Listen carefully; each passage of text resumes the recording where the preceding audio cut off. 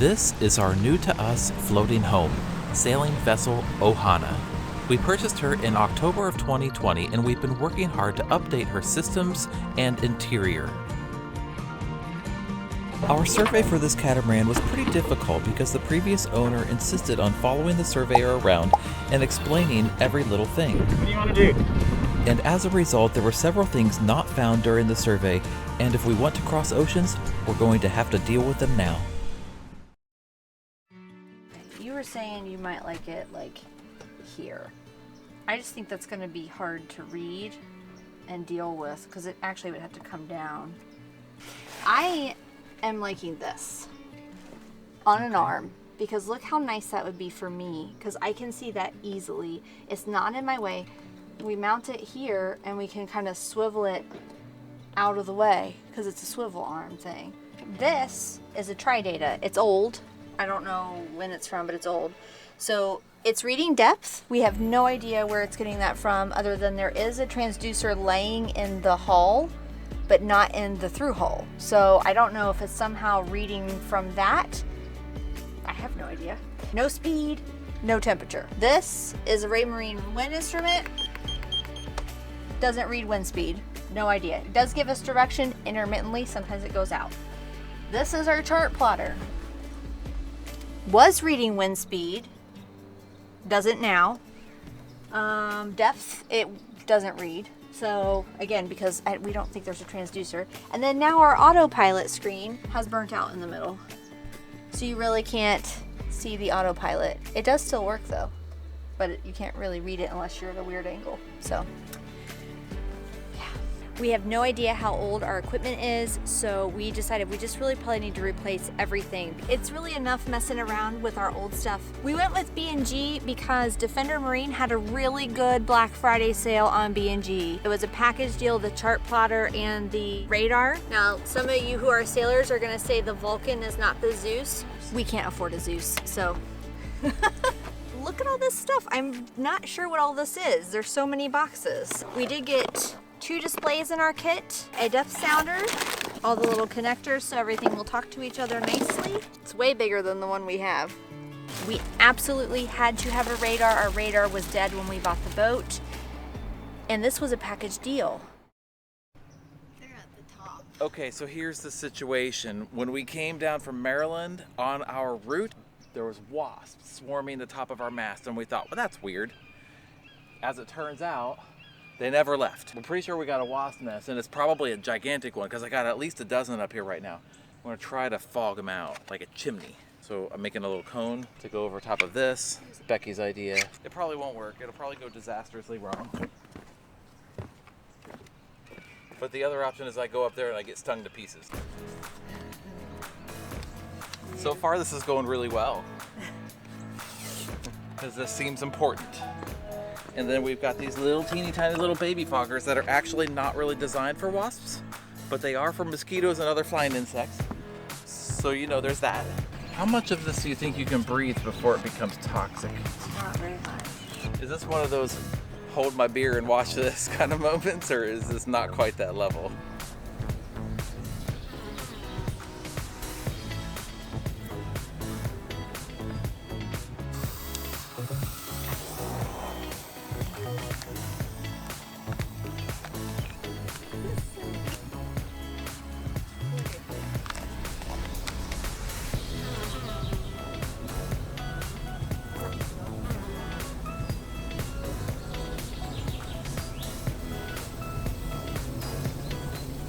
I think I figured out why a lot of things were not working on our chart plotter and instruments or whatever. This big cable here is the cable that leads up to the Raymarine. Just to make this make sense to you, this wire leads to this. I went ahead and cut the power to it, a whole ton of tape off, and then there's just wires that were just never ever connected. I have no idea which wires these are. There's an orange and white, there's a orange and green, there's a black. There might be another, it looks like. It became evident the problem was much bigger than a few disconnected wires. It appeared we were dealing with incompatible old technology and newer technology. We definitely made the right decision to upgrade everything. not what it looks like here. This is the closest I've got to a beekeeper suit. And there's so much traffic, like boat traffic. People are gonna think that I am absolutely insane.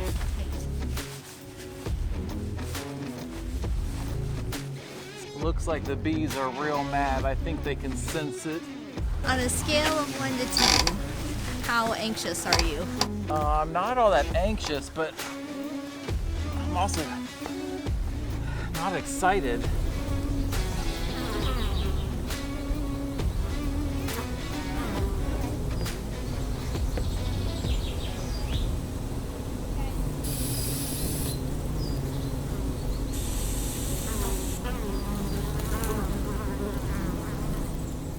Whatever's in that bug spray is horrifically slippery on the deck. Okay, I've made it out here to this part of the mast where the radar is.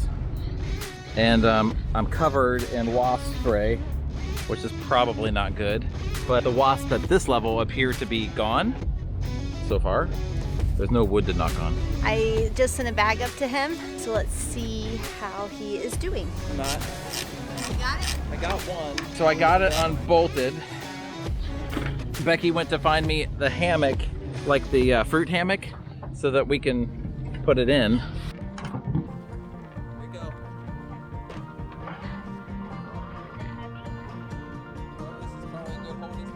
It's next morning. So yesterday, I would say that was a successful mission. We went up the mast. I went up the mast to the point of the radar. I sprayed bees. I don't know if our fogging worked. It may have worked. I don't know. It didn't have that big of an impact. After hours, when the sun went down, we worked on this. This is my adapter plate, I think is what we're going to call it. This is 1/2 inch starboard. So the way this is going to work, the mounting bracket is here. These bolts are going to go through like this. We're going to bolt it on, and then the new holes right here for the new radar. So luckily they were offset and the new one's bigger than the old one. That helped us out quite a bit. I'm probably going to get some people thinking, oh, should you use starboard? And we thought a lot about that, and we did some reading online, and it looks like people have been doing this. And one guy even said it's been 20 years. I didn't even know starboard was around for 20 years, but anyway, he said it's held up great. It's UV stable. It's very rigid. I think it's going to be fine. We'll keep an eye on it. We're going to be doing inspections of our rig anyway, so we'll keep an eye on it.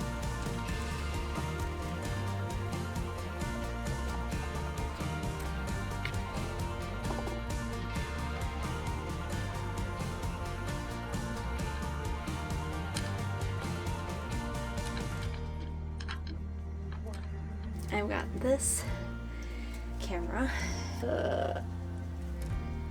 You can see stuff. This is a camera, so I'm going to stick it in this little tiny hole up in here. It's right there. I see your blue cord. Whoa, whoa, it's gone. Hold on, don't move. Oh my gosh. There they are. I see them. I see them. Oh, I got them. I see them. I see them. I got them. I got them. I got them. You got them out? Yeah. Woo-hoo. Hold on, let me untie I got them. it. Okay. Yep.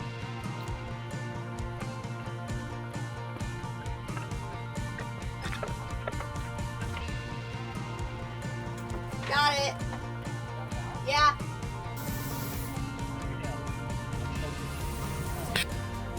Okay, I had serious doubts, but we've got it up here and it's installed, and here is the big reveal.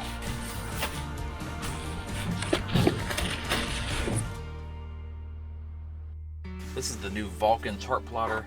If you ever watch Sailing Trio Travels, they're on the same boat.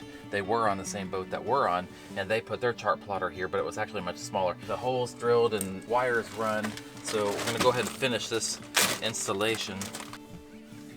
So I made this board out of starboard, and we're using a ram mount. I don't know why it has this particular bolt pattern. It's super weird, and it's kind of messing up my OCD, but we're gonna use all of the holes.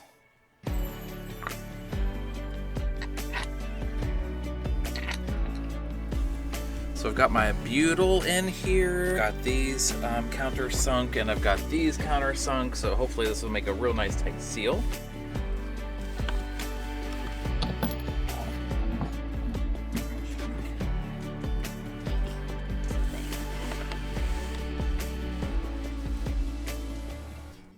Next, we're gonna work on all of these instruments here. These are the Triton 2s. So these top two are gonna be replaced. We're sticking with B&G all the way through for that. And then down here, this is our auto helm. That's gonna stay for now, but we're pretty sure we're gonna buy a new autopilot, and we could probably be convinced, but we think we're gonna stay with Raymarine for that. Reasons to stay with Raymarine when everything else is B&G is mostly cost, less features. You know, the B&G seems to feed in with the rudders and the wind, and all of that's great, but all of that costs a lot of money, and then I worry that that's a lot more points that could fail. The Raymarine just seems to be much more streamlined and cheaper, so it's probably what we're gonna do. This is the backside of the helm. By now you've seen this a few times. This is the Tri-Data. Get rid of all of this old system. This here is our NMEA backbone that's already coming into play. Very, very nice system. And then this one here is the wind, and it's already out. There, you should be able to get it now. Right there. It's very old equipment. I don't know how old, but it wasn't working, so gone. Instrument area of the helm is kind of a mess, and rather than patch all of that up, what we're doing is I've got this piece of plexiglass. You could use starboard, but we wanted to wrap this, and we found a real nice vinyl wrap that looks like carbon fiber. It'll be a nice contrast. Hopefully bring this up to looking like a new boat.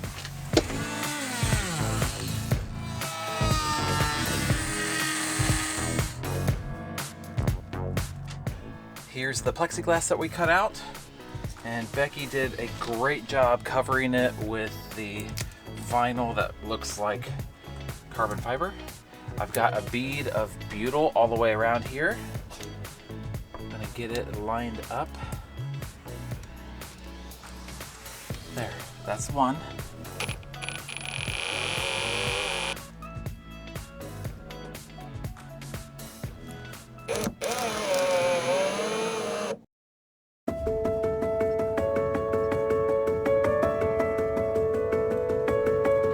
Are so excited.